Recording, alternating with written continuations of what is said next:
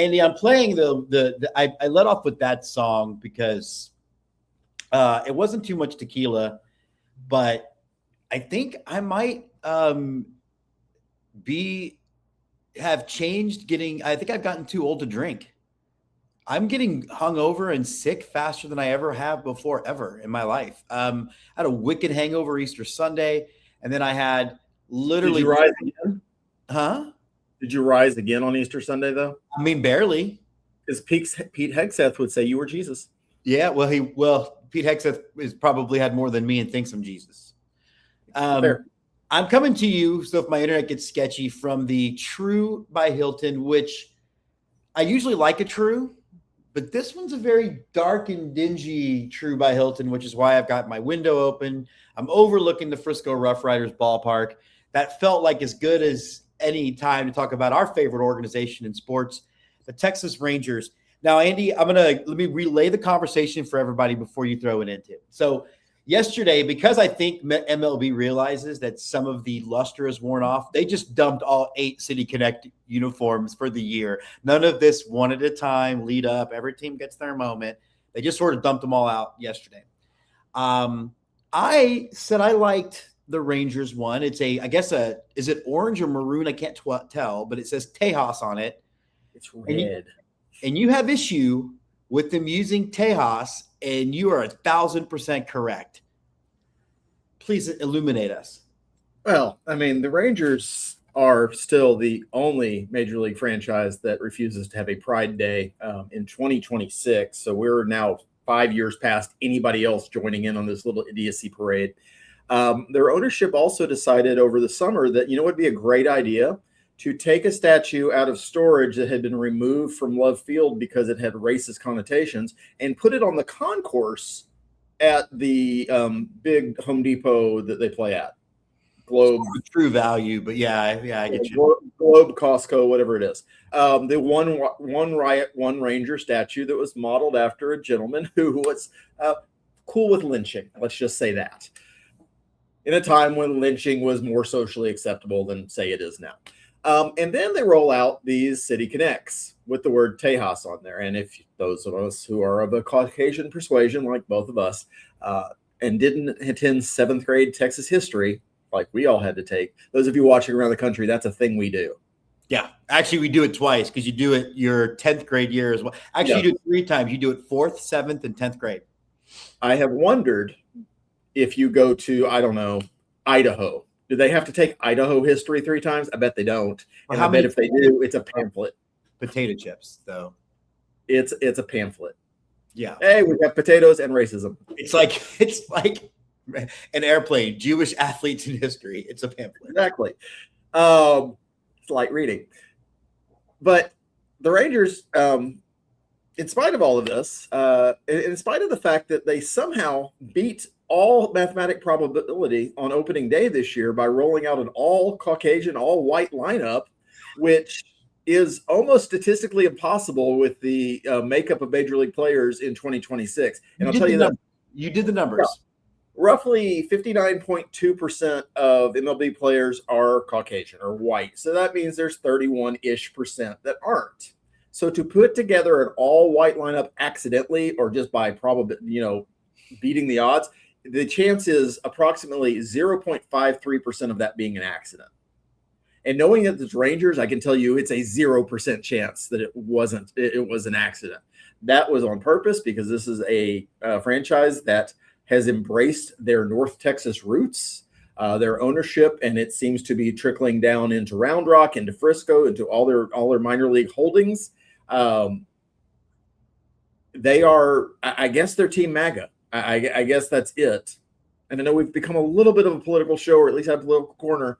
And I don't love it when baseball intersects with this, but Rob Manfred's kind of made baseball just a plaything for Donald Trump anyway, in a couple of ways. So yeah, I guess the Rangers are trying to line up to be the favorite team. Yeah, but you're right. And you made the point of, because when I saw the jersey, I got immediate minor league baseball Copa vibes from it.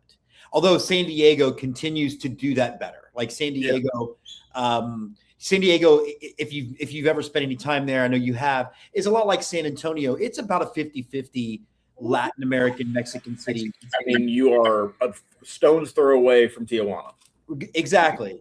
And they went with a more their new city connect. It's less like the pinks and the greens, and it's a little Less bit Taco more. Cabana. Yeah, right. Well, exactly. Yeah, less Taco Cabana. But you pointed out that it's so disingenuous to kind of embrace a Hispanic flair when you've constructed a roster in which it's easy for them to not play a single Latin American player. I mean, do you know how hard that is to not play? I'm sure there are other major league franchises that would like to do that, because I believe most billionaires who own franchises have certain proclivities and beliefs. Maybe they're not, maybe they're smart enough not to share them, but I kind of assume that's who they are and how they got there. The Rangers full on embrace this shit. And the irony of throwing a Mexican word, a Spanish word, a Mexican phrase, Tejas, on their jerseys and embracing and they're friends to no one. And embracing Latin American culture or Mexican culture when you are openly hostile towards brown people as a franchise is just fucking bizarre. Yeah, it's funny because I feel like the vibe in Houston is so different that Jess, when we signed the Japanese player, was like, I hope that doesn't mean we're like not going to have as many Latin players, because Jessica's a San Antonio girl, so you're bringing it back, and that heritage is so intertwined with who she is as a human that she loves it when she hears the background music when the Astros do actually win games. That hasn't happened since our last show. Oh my God, that hasn't happened since our last show. No, it hasn't. We can talk about that. We're openly avoiding talking about the Astros on this Astros show, by the way. Just let you know. And now that the other sports topic is Aggies Longhorns baseball, which we don't like to talk about the rivalry either. It's all the Masters talk that two guys who know nothing about golf can give you. But I'll tell you this: if either one of our school produces a Sunday qualifier, boy, we're going to be the biggest fans. What, Scotty Scheffler, baby? Let's go. I don't know how he did yesterday, but let's go. But no, you're right though, Andy. It does seem so out of touch in 2026, and it does seem like, I have really good friends with the Rangers AAA team, so I'm not going to say anything to besmirch them because I know them at a human level. But it does seem like from their brand position, the Rangers stick has been firmly planted up those teams' asses. I don't know if Round Rock is still doing a Pride Night or not, but I know that the other affiliates don't. And, if you're one of those people who doesn't understand why, from a business perspective, you get people into a ballpark you might not have gotten into a ballpark, and then guess what they figure out? Oh my God, baseball's cool, and then they keep coming. It's the same reason why you do any of the nights. Mm-hmm. But it just seems weird to give a middle finger to which, hey, people in Dallas, I'm sorry to admit this to you, but there are gay people there or here. There are. And in Frisco. I mean, Frisco just sounds like a town where gay people should hang out. The Frisco Kid sounds like the perfect name for a gay bar. He was a friend of mine, Andy. Mm-hmm. I wanted to get your take, first of all, before we jump into Longhorns, Aggies, and Astros and the Masters. Melania gave a bizarre press conference yesterday. Did you see any of it? Yeah, I mean, I don't know how you avoided it unless you just avoided TV yesterday, because it was quite the topic, because I think people are tired of talking about her husband for a couple of days. The thing that shook me was, one, the fact that she did the press conference at all when it was completely unprompted, but she made a point of pointing out that she was not a victim. Now, look, can I imagine the fact that Melania could have gotten here through some ill-begotten means? But why say something like that when I don't think anybody was hypothesizing that she was somehow trafficked by Epstein? But that's kind of the vibe she gave off. Am I wrong? I've just changed my slug. You have never been friends with Epstein. Well, we ran in the same social circles, Andy. That's different, though. That's all. And I wrote emails to his wife or partner or whatever Ghislaine Maxwell was. Yeah, but not friendly emails, just social emails. La la la. I think the couple of things that made it bizarre to me, is it's always fascinating when you get the broken language, Melania, I'm not a victim, but I sound like I'm reading a hostage script from Taken 5. They couldn't even get Leslie Nielsen to do them. I'm sorry, I have to do my minutia for just a second. Okay. There we go. All right. So that is bizarre. On top of it, the content was weird because there are photographs of them together at different. I mean, it's not just galas or balls or social circle New York type things. There are photos of them together on beaches and stuff. It is long rumored that Maxwell and Melania have some sort of personal friendship. And it's kind of well documented in the files that Melania Trump's in the files a number of times.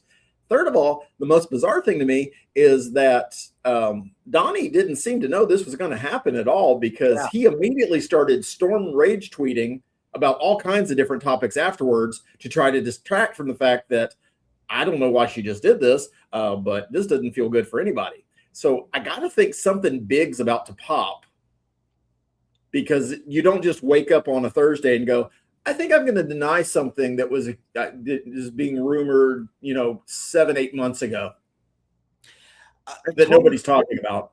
Totally agree. And one of the things that's, I always think in movie quotes. And whenever all of this started to pop up, and it would be like, Donald's like, we didn't really know each other in all these photos.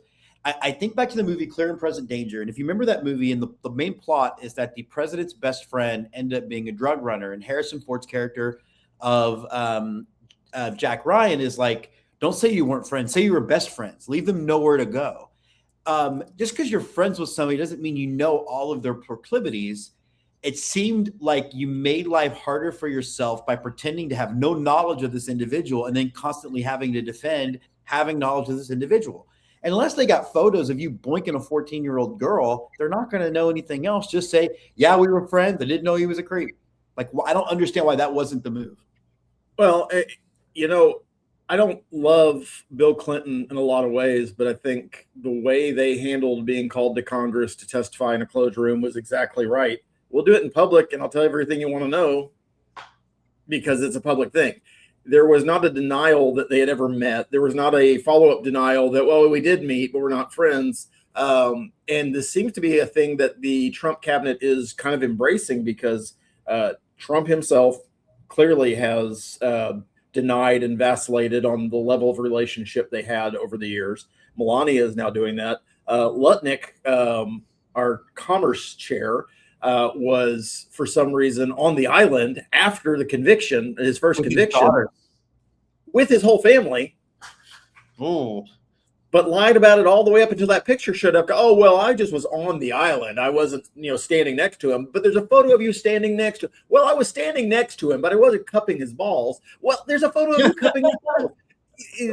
But that's the level of absurdity we've gotten to in this it's all fake news shit, is that you can't even believe actual photographs that actually exist anymore.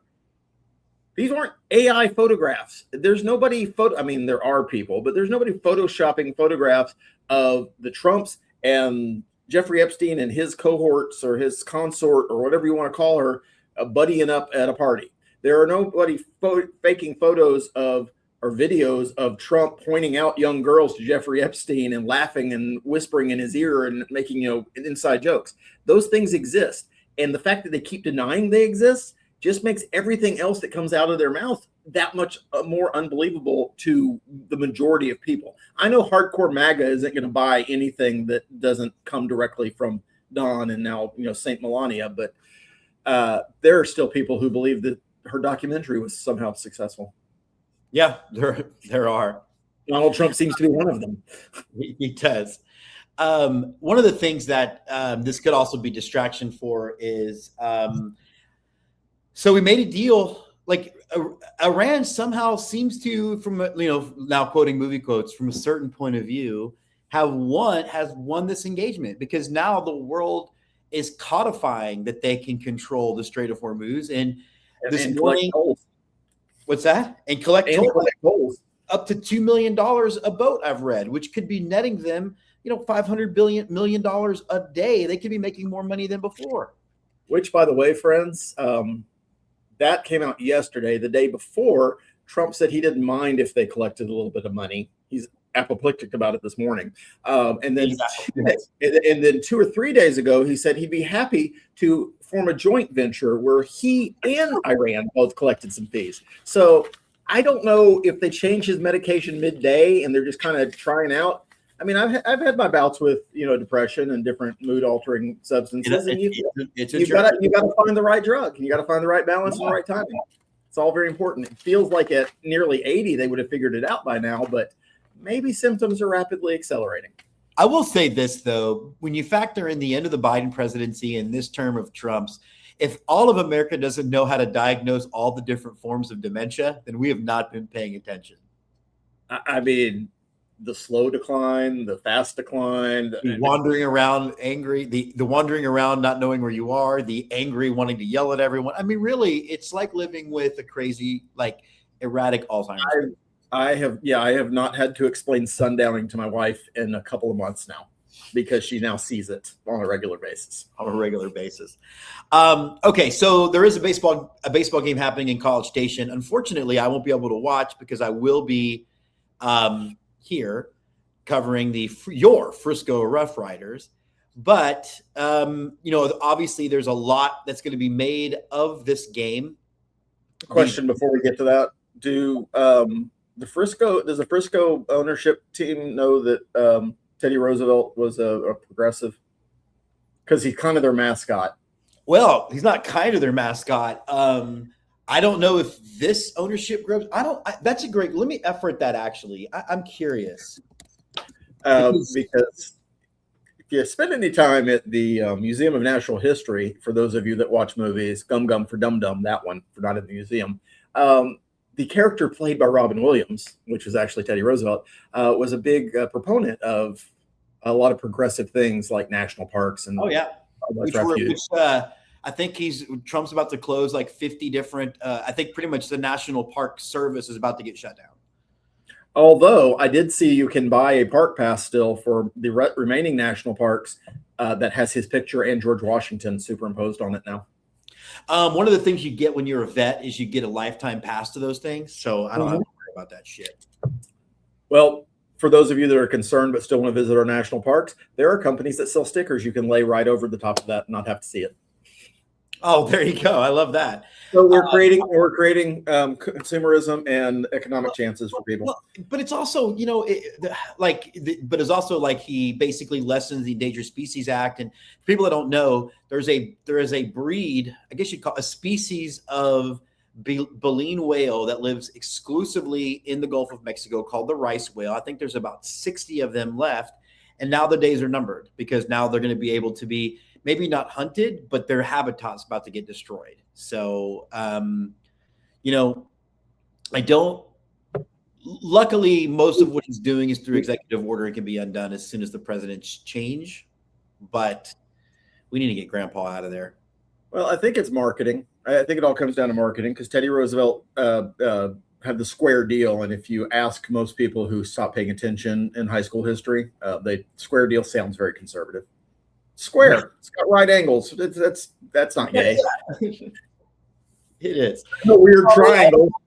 I fully admit that Roosevelt's not a president I studied a bunch, but I love the idea that this guy created his own cavalry and said, "Let's go, let's do it." I mean, he's kind of a badass. He's kind of worth a read on a a couple of his biographies. Anyway, back to College Station. Sorry for that. Yeah, so there's a baseball game into my brain.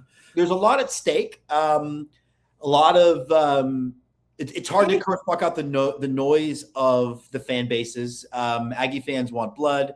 Longhorn players are saying the right things by saying they are glad that the focus will be on their coach. It will allow them to just sort of worry about playing baseball. I don't know what you'd be worried about otherwise.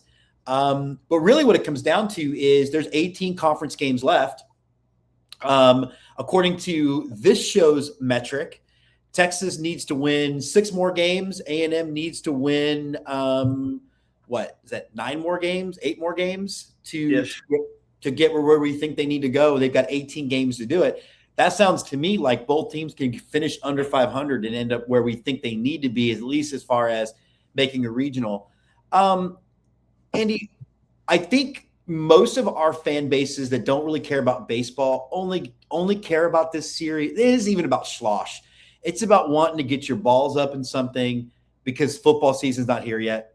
And this is the one thing we can get angry about. Well, if you're putting your balls in things, you're doing it wrong. There's another insertion point. But anyway, I think I'm 54 and I've been married for 25 years. So I recall that's how that works. This is where Jessica's going, don't say anything, don't say anything, don't say anything, don't say anything. Honey, My I'm wife doesn't not listen to saying the show. anything. My wife doesn't listen to the show. I can say what I want. It's appointment television for Jess. So it's like, well, boy, I better be good. Yeah, I always enjoy getting the Jess thought you were funny. Jess didn't say anything. So when Jess says nothing, it means I wasn't funny that day. Oh boy. Texas is number 2 in the conference right now, sitting at 9-3. A&M is tied in a 3-way tie for 4th place with Mississippi State and Florida. I will respectfully disagree. I don't think there's a lot at stake other than ego this weekend. It would be better for A&M to win 2 of 3. Because it would be better for us in the standings to win. That's exactly what I mean. That's what I was getting to. I'm sorry. Is that? But if it short, I don't think either team is going to handle a sweep well. But 1-2, 2-1 don't really matter at this point of the game, other than A&M needs to win the home series, and it's a home series. The outboard importance is going to be over the head coach of the University of Texas baseball team. And more importantly, the way he left Texas A&M. And I am very much you should be able to work wherever you want to work kind of guy. And we all know that college coach contracts aren't worth the paper that they're written on. Sure. 90% of the time, they're not even signed by anybody, which is always fun when people get up in arms when somebody's trying to leave. Oh, he never even signed his contract. Oh, okay. He was still getting paid under it. So guess how law works. Slosh left under not in questionable circumstances. I think the way he left was dirty, and not because he left, because he sat in a press conference on a Monday or a Tuesday and then left on a Wednesday. At that Tuesday press conference saying he had no intention of ever leaving. This is the team he left, or the French organization, college program he left TCU for, left his family for, and nothing has changed in his mind. Less than 24 hours later, he was the head coach of Texas. So, he's not going to endear himself to it. Let me ask you this, because if anything, you're a thoughtful guy. I felt like he definitely should not have overemphasized the answer. I don't know what I would have said, but I felt like he was not put in the best position by the question at the time. Sure. How would you have answered it? Because you're right, going over the top, but anything over the top would have had a follow-up. You know what I mean? Like, I think we've got 1,000 instances of coach speak. And again, it doesn't bother me that he decided to go work somewhere else. That is certainly his prerogative. I know. Prerogative is All-American. And there's another aspect to this that I'll get into in a minute. But from an answer standpoint, I think the answer is I am the head coach of Texas A&M baseball program. And that's it. I don't think you owe the press any more of an answer. And you certainly don't owe a demonstrative, almost in tears, angry answer because somebody dared to ask you the question. Yeah. I just got to think that he's worried about having to – I felt like he was trying to, in a weird sense, protect his guys in that moment of – well, here that leads me to the other part. What we happen to know now is that during the World Series, leading up to the World Series, when most A&M fans, and I'm sure Texas fans would feel the same way if the roles were reversed, should have been focused on winning that World Series game in a best-of-3 series against Tennessee when it did come down to a last game, was actively trying to recruit most of the A&M roster to Texas. And I do think that's messed up. Like, that part is and so if you're going to choose to leave, illegal, in my opinion. Yeah. And I'm not naive enough to think that's not how college sports work. I'm not naive enough to think that in this world of unlimited transfers, which frankly the coaches have been able to take advantage of forever, coaches can transfer whenever they want to, and they certainly have their guys follow them. In football, that happens all the time. You've seen this happen with where did the whole North Texas team just go to? some Big 12 school. They just basically took their quarterback and 10 of their guys. And that's a thing that happens. But those two things combined is what's leading to the hatred. Yeah, I'm sure there are some yokels in the pantheon of Aggie fans. Destination, but it's also the destination. Certainly, yes. There's always going to be some people that are, he left us for the enemy. If he'd gone to Oklahoma State, you would feel differently, or they would feel differently. It would be lessened. It'd still be the same amount of hatred, but most A&M fans don't consider Oklahoma State on their same level, so it wouldn't be the same thing. Texas is a program, especially in baseball, that A&M chases. And they have. Texas is one of – we can have the argument about Texas being a blue blood in college football. Texas is absolutely, without any equivocation, a blue blood in college baseball. They don't have these skins that LSU has had for the last decade. Sure. But if you go back a little, you open the aperture just a little bit farther than that, Texas is one of the premier programs.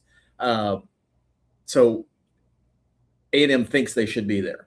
So it is that emotion involved in that is certainly a hard thing for an A&M fan to swallow.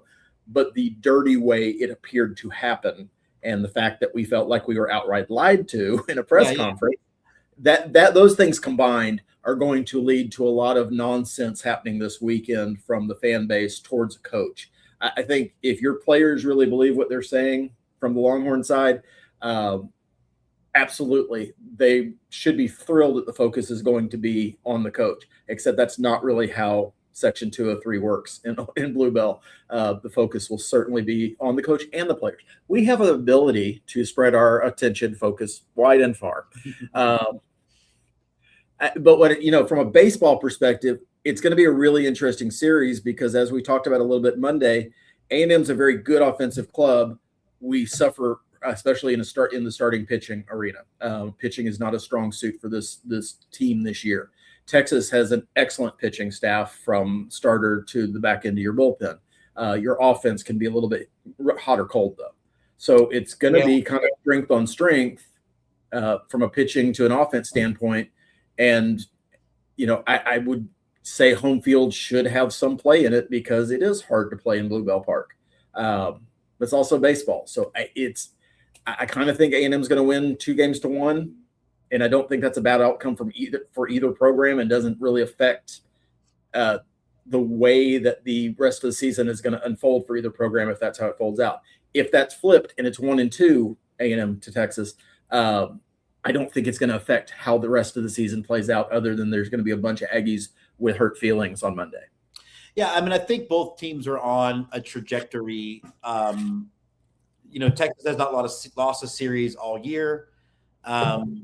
I think that they're on a trajectory to, like we said, I think A&M definitely gets in, hosts a regional, and I think Texas is probably a national seed. And I think that's kind of barring a major collapse, especially with, Texas has actually played the tougher part of its schedule up front. So I think this is just a reason for us to be able to get pitchy until the last weekend in November. I have a feeling so much of the burn in the ass, regardless of what side you are on this rivalry, and the result will probably fade by about Tuesday or Wednesday. Yeah, because it's baseball, and it's even in college, it's a 60-game season. It's a lot of games to play, and both schools are going to turn their focus towards their next opponents. For A&M, that's LSU at Alex Box. For Texas, who do y'all have after this?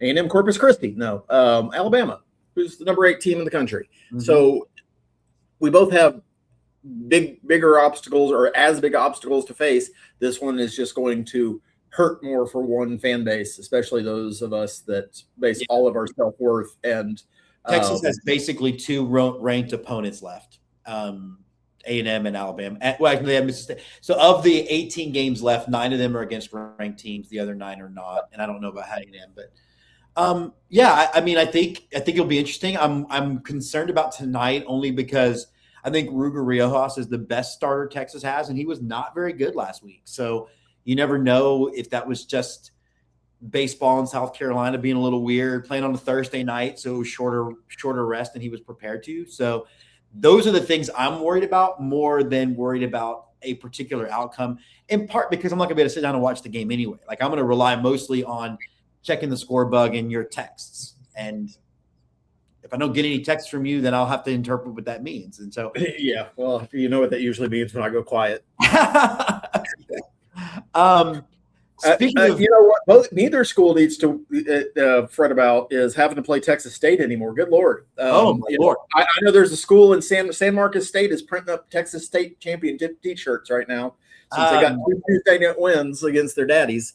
There was somebody that commented on the YouTube link of one of our episodes way back in the early of the year going, does Texas State really actually get us fired? Like, and I've been saying it since we started talking about college baseball this year. Texas State rolls out, I'm convinced, their Friday starter when they play one of our schools on a Tuesday. It is a all hands on deck.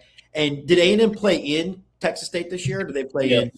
Yeah, I think once every 3 years we'll go to San Marcos and play one game. We do a home and home with them every year because it's right up down the road. But in that dingy, they must have 4 lights going, like 4 desk lamps. It's terrible. It's awful. Everything about it's awful. Have you been to San Marcos? I have been to San Marcos. For those of you that don't know, this is a college, I'm going to put that in quotes, that has a lazy river running through the campus, because why else would you go there? Right. It is considered. And I know I'm going to get shit from people who I have friends with whose kids went there, and they're very proud of their kids, and they should be. College education is a wonderful thing to pursue.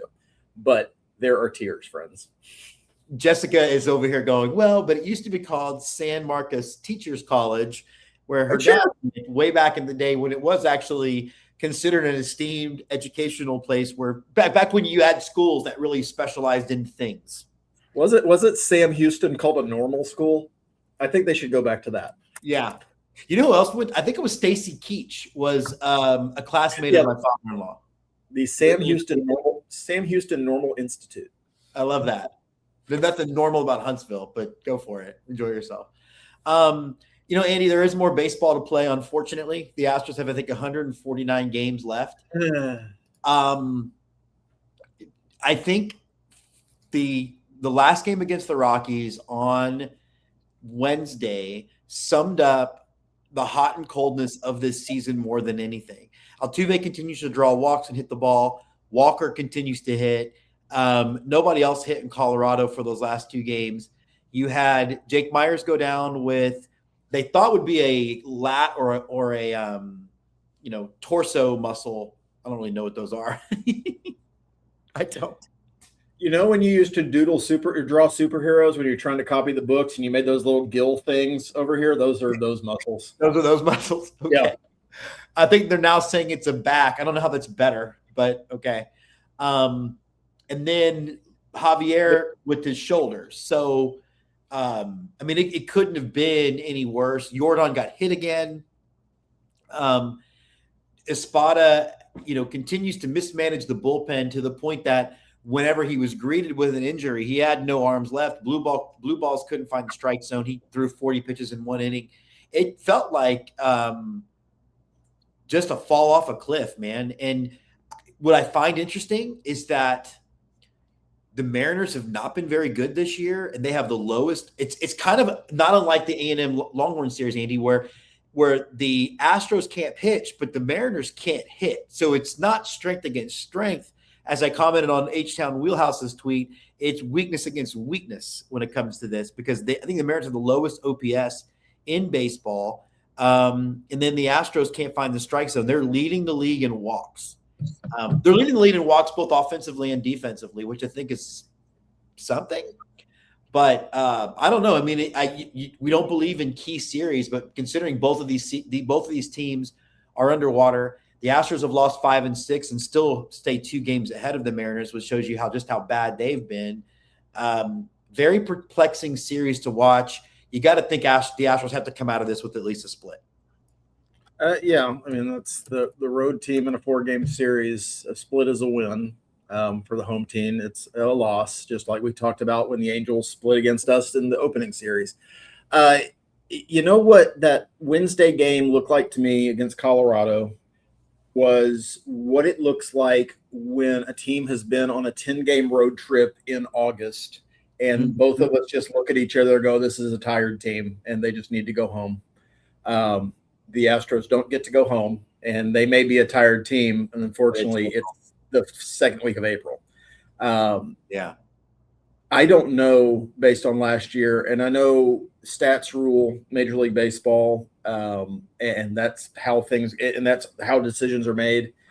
I don't know the emotional toll of the amount of injuries that the Astros have had so far this year with Hunter Brown, with Javier, with now Jake Myers, Bennett Sousa missing time. There was another pitcher we signed as a free agent who has not made an appearance yet because he was hurt in spring training. I forget his name is escaping me right now. Josh Hader. I don't know the emotional toll in that clubhouse. What I do know is I don't have a lot of confidence that Joe Espada is the guy that's going to manage them through this. No. It's got to be here we go again type of vibe. Yeah. And we can worry about Alvarez. He went on an 0-for-15 streak before I think he ended up getting a hit in Wednesday's game. I don't remember, but he went on a little cold streak. Baseball players are going to go on cold streaks. You 100%. Hope your entire team doesn't get cold at the same time. That happens sometimes. There is enough. I think I've seen enough from the offensive players that we have, provided they can stay healthy and in the lineup, and Espada can figure out a way to keep. That was another thing with Colorado, missing Correa, even though it was just an illness. That's a piece where you're now shuffling a little bit, where you don't want to necessarily your infield defense and the lineup and everything else. Espada's got to figure out a way to maximize the offense from the players that he has, and he has players that can give him offensive performance. This series in Colorado notwithstanding, you just have to rely on the fact that it is a 162-game season, and weird shit's going to happen. We lose a series to the A's every season when we are ahead of them by 50 games.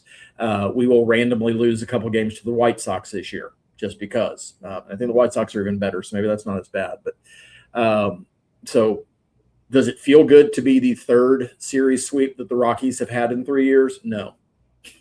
Does it feel good? Left us since 2014. Yeah, but it's the last sweep they had was June of 25. The last sweep they had before that was May of 24. So they get one a year. We just happen to be unlucky victim. Pitching is a much bigger concern for me for this team going forward because I just don't know. I don't know where the arms are coming from at this point. There are people now touting that Arrighetti's burning up Sugarland and he's going to come back and join the rotation, and that's great. Except he hasn't performed at a major league level that makes you think that means anything. Well, let me address that. They picked JP France to come up instead of him for a reason. Yeah. And France is coming back off of a bad injury that's taken him almost, a year and a half to fully come back from. I want to address the offense. And I'll tell you the difference there for me is that France does not have the stuff that Arrighetti has by any means, but France pitches.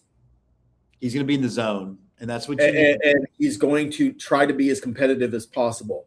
Arrighetti suffers from early Hunter Brown disease, where he's just the most inefficient pitcher you can walk, and he's going to go 3-2 on every batter he faces, and then he's gone by the third inning because he's exhausted. Yeah. And hopefully in there he hasn't given up two long homers because that's kind of his proclivity right now. That's the situation this franchise is in, is there are not answers in the minor leagues for pitching holes. And I don't know what has happened to the pitching lab, and you hate to make assumptions 2 weeks into a season, but something has changed with the approach that the Astros pitchers are having because they are not doing the same things. I would tell Astros Twitter, well, you're wrong to blame the pitching coaches, but it looks like they were right when they were blaming the hitting coaches last year. So maybe they let the wrong guy leave. Don't ever tell Astros Twitter they were right. Yeah. There's no good can come of that. You're right. It's like giving a mogwai water after midnight. You don't do that. Don't feed them after midnight. I will say this about the offense. The one thing that has me at least confident is the guys who are producing are guys that have a history of producing. If Bryce Matthews was raking, I would be really worried because, Sure.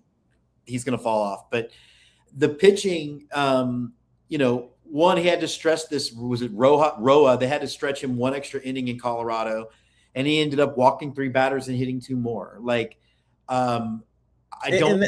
If you are being groomed, you're training all spring training to be a bullpen guy, which means for most of us, 4 or 5 most of them 4 or 5 batters is what they're hoping to face.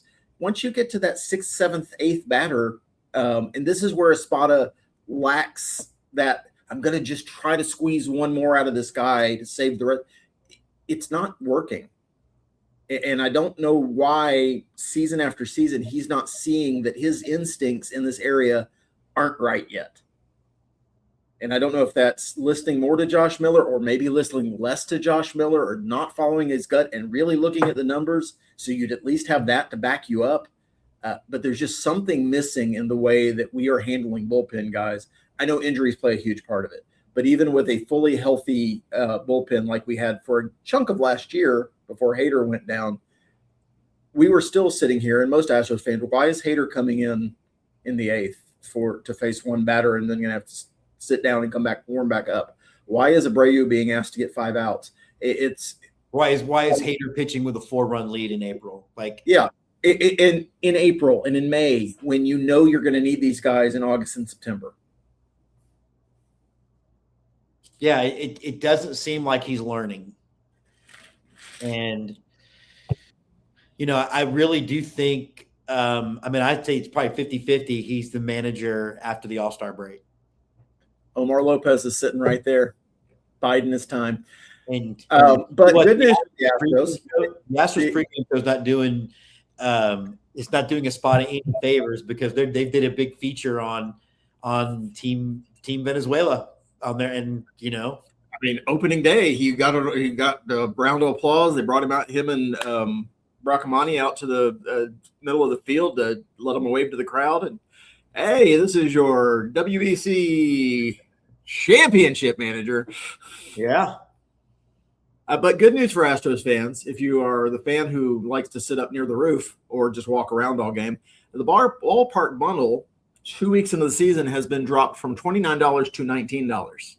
Oh. And there is a fantastic chance that if you are left-handed, you will get to pitch at some point. Yeah, if you're left-handed, you throw it remote, great. A ticket, a hot dog, popcorn, soft drink, and a roster spot. Before we go, I want you to explain to everybody your tagline. You want to move to the Bill Lawrence universe. I know what it means, but I don't think it's any secret that I kind of think the world's a little shitty right now. And because of that, I tend to retreat, like some of us on this show do, to TV and movies because they're an escape, or at least, if the good TV and movies are an escape. And if you're not familiar with Bill Lawrence is the creator of shows like Spin City and Scrubs. And he also had Cougar Town. He's had some other shows that didn't hit quite as hard. But he's kind of in this world right now where everything on TV is a Bill Lawrence show. You've got the reboot of Scrubs, or the revival of Scrubs. You've got Shrinking that just finished up its 3rd season and has been announced for a 4th season on Apple TV. He also created, don't forget, Ted Lasso. I'm getting there. Oh, okay. He had Cougar Town, where you got to watch Courtney Cox go through her stages of plastic surgery. Abed was a very big fan of Cougar Town. Yes, he was. Bad Monkey, which is also currently on Apple TV, starring Vince Vaughn, and a bad guy, Zach Braff, if you want to see what that looks like. Really? Okay. Clone High, Ground Floor. There's a number of things. But right now on TV, you've got Scrubs, you've got Shrinking, you've got Bad Monkey coming back. You have Rooster on HBO starring Steve Carell, which is delightful. You need to get through the first couple of episodes because there's a lot of exposition going on. Although if you wonder where Perry Cox is, he happens to be running a university. Okay, well, Justin and I think are starting that. We're finishing DTF St. Louis when I get back, and then we're starting Rooster. Yeah, get through like the first 2 episodes. The Rooster starts hitting after that. And then Ted Lasso comes back in August for season 4 for a brand new 3-season arc featuring 3 seasons I confirmed? think that is what I read. I'm in for that. So everything on TV that I love is a Bill Lawrence thing right now, and I'm completely here for it. So if I could move to a place where people were all witty and making pop cultural references all the time and kind to one another, and sometimes biting but always in a caring way, I would either be on this show or I'd go to the Bill Lawrence universe. I love that. And that's about as good an endorsement to end the show as possible.